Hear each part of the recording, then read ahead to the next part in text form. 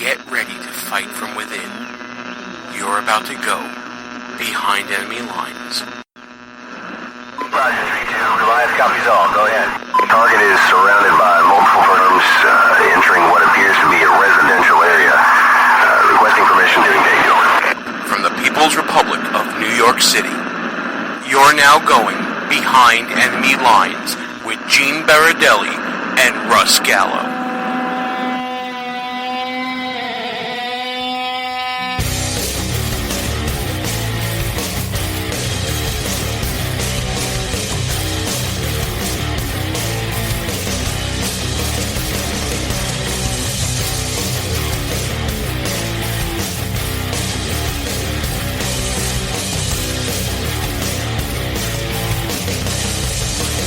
And you're now behind enemy lines. Hey there, how you doing, America? Gene Baradelli here with you. Our very first show of 2017. Glad you can join us, whether you're listening to us on www.behindenemylinesradio.us, through Spreaker, through any one of our rebroadcast outlets on AM and FM radio. We're so glad that you're with us. Or whether you're downloaded us and put us into your device and listen to us on podcast. Thanks so much for tuning in. We got a great show for our first show of the year. First 2 weeks of the year didn't go so smoothly here behind enemy lines. Those of you who've been listening to the show long enough know that I pride myself on trying to get as many shows in as possible. But sometimes circumstances beyond my control come into play. If you've been listening to the show, you know that I recently moved out of the People's Republic of New York City and have moved into the country that is Long Island. It really does feel like its own country, folks. And by the way, haven't seen this many trees before in a very long time, so I'm enjoying my stay here in Long Island now. But certain things have not been going so well. First of all, the internet here, for broadcasting the show live, horrible. Absolutely horrible. So we're working on that issue. That's why we're doing many shows on tape now and then putting them up so you can hear them whenever you want to. The other thing is, we need to have a moment of silence for my former computer that conked down on me finally after years of faithful service. Had to get a new one now. We've got the new hotness going right now. And hope you are... Well, I'm enjoying it so far. It's a kick-butt laptop. I really think it's pretty cool. But anyway, enough about my personal nonsense. Got a great show. And that includes a visit from a good friend, former NRA President David Keene, author, and opinions editor for the Washington Times, talking about how in the last gasp of the Obama administration, how they are trying to still infringe upon your Second Amendment rights. And you know what? We're going to have a discussion not only of the last gasp, but also now the dawning of a new era. The Trump administration takes office this week. How exciting is that for many people? I know I'm excited to see what happens. At the very least, it's going to be entertaining. I mean, has it not been entertaining? Are you not entertained? Have you not been entertained lately? I mean, everything that's been going on in politics has been a veritable explosion of political entertainment, politainment, as we sometimes call it here on the show. And the latest bit of politainment has been this outcry over Donald Trump and his taking office, and how it's now over 50 Democratic lawmakers that are going to be boycotting his inauguration, with the list growing, by leaps and bounds, almost minute by minute as we approach the inauguration. Obviously, this all started with Congressman John Lewis, who drew the ire of Donald Trump last week when he told NBC News that he did not plan to attend Trump's inauguration, and that he did not consider Trump to be a quote-unquote legitimate president. Now, let's talk about this word legitimate, because this is another one of those made-up, touchy-feely, tissue paper-feeling words that comes from the left. The same people that were decrying Donald Trump, saying that he would not contest, or that he would possibly contest election results in a debate with Hillary Clinton. These same people have now gone over the top. They've jumped the shark when it comes to this idea of legitimate president. Oh boy. Let's talk about the word legitimate for a second. Is he not legitimate in the fact that he won so many states that he ended up earning over 300 electoral votes. Does that not mean legitimacy? Well, Russia and Putin, they did this, that, and the other about, hacking into email supposedly, which, by the way, we'll talk about this in a second. But hacking into emails and exposing all these things, you know what? If there's nothing to expose Democrats, like passing along debate questions, like setting up a system where superdelegates rule over the people and screw over a progressive-leaning senator that was not your handpicked choice, if this is that all legitimate? First of all the shenanigans you pulled, you're talking about building Donald Trump about building a wall, yet you put up 2 fences and a fence around the podium at the DNC. Having debate questions coming in from an operative who was working in a news agency and passing it along to the Clinton campaign. I'm sorry, you're the last people on the planet to talk about legitimacy. A legitimate president is a president that wins. It's very simple. If a candidate wins the election under the rules and guidelines set forth in our Constitution and all our laws and regulations, that person is therefore legitimate. He does not become illegitimate because you disagree with him.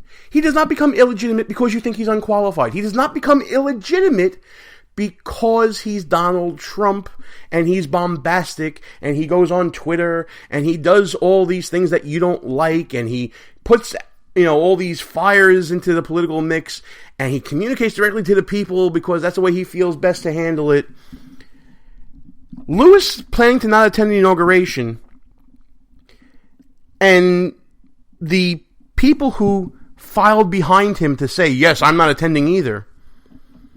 Let's talk about the reason why they're doing it. It's not about legitimacy of the president. It's about scoring points with their people. This is the same problem Democrats have all the time. They are playing to their crowd. They do not realize that Donald Trump has brought in more of a crowd, that he now has a bigger crowd than the Democrat crowd. And he's done that because he's Donald Trump. Right now, those populists are with Donald Trump, and Donald Trump has that Republican label, and he may or may not have conservative leanings, but that's the side that has the bigger group right now. And that's the side that's ruling, and that's the side that came out to vote, and that's why Donald Trump is legitimate, because he took people who were politically disenfranchised by those same Democrats who are now hiding in a corner and stamping their feet and holding their breath, and all the people who claim that he's not legitimate, all of that, they are failing to recognize this new group of people, this new American political class that has developed because Donald Trump has spoken to them, has reached out to them, has brought them into the fold, and they have responded by voting.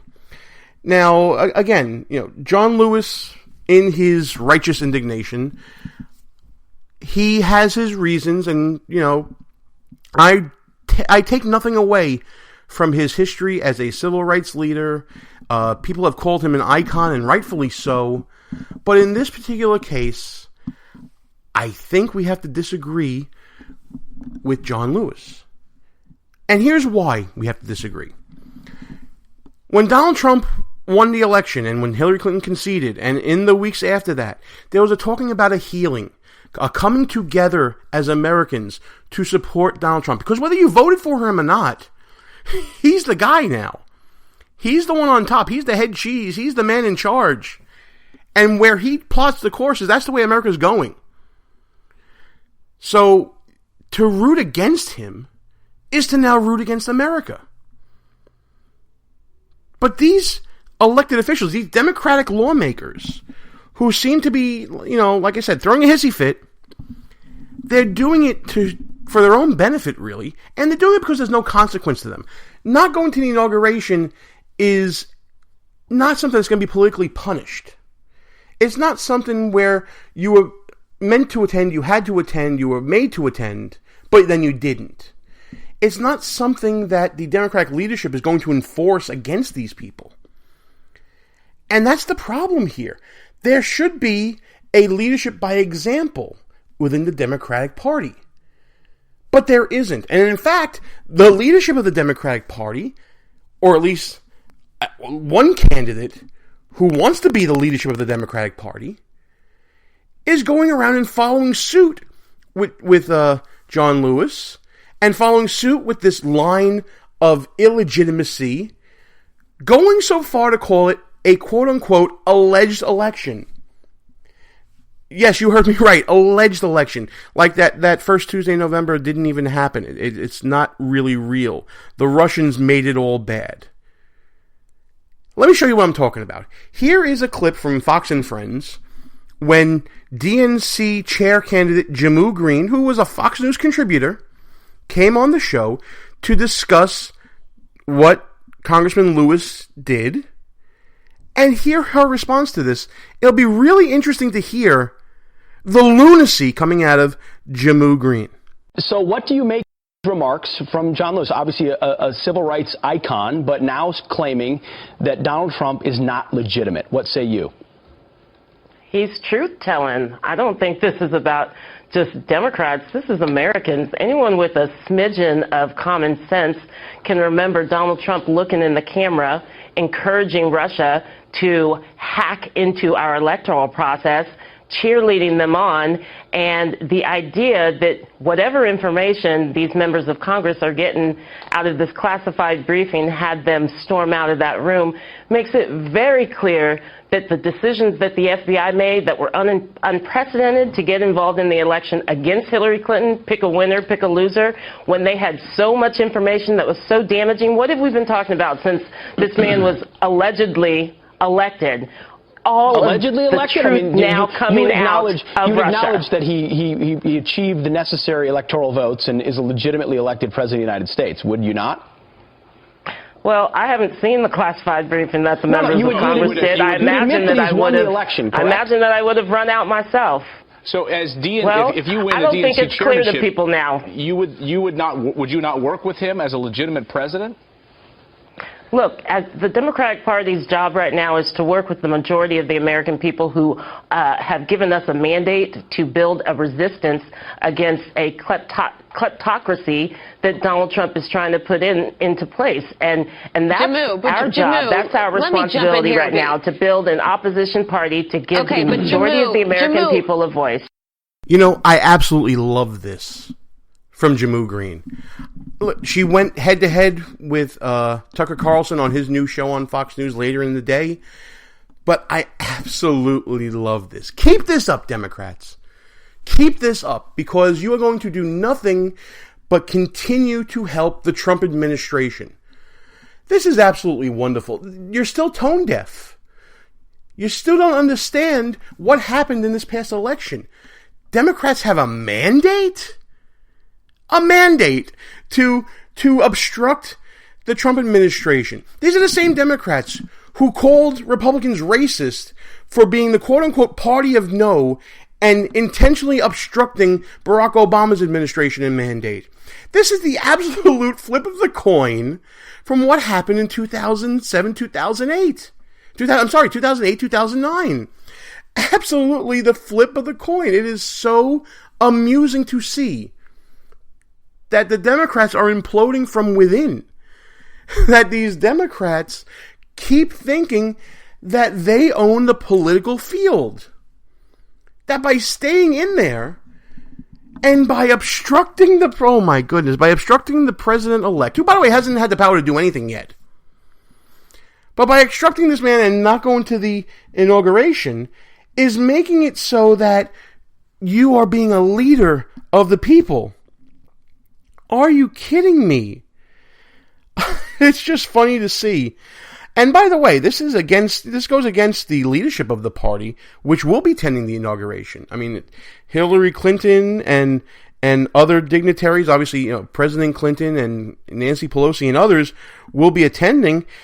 And to go against the wing of the party that actually did the losing of the election shows that there's a shift in the wrong direction for the Democratic Party from where they were. You know what? Representative Scott Peters, another Democrat, said he will be attending the inauguration because he greatly respects the office of the presidency